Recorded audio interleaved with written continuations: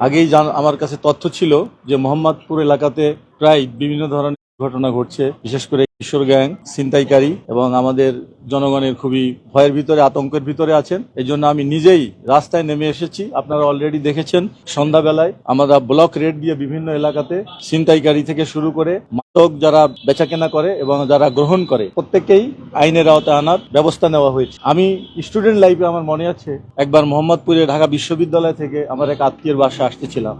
এই জেনেভা ক্যাম্পের পাশেই আমি ছিনতাইকারী কবলে পড়ি। এটা সেই 1986 সালের কথা। তো আমি জানি একটা অপরাধ প্রবণ এলাকা, আর এখন তো এই এলাকায় বিভিন্ন নিম্ন আয়ের লোকজন বসবাস করে।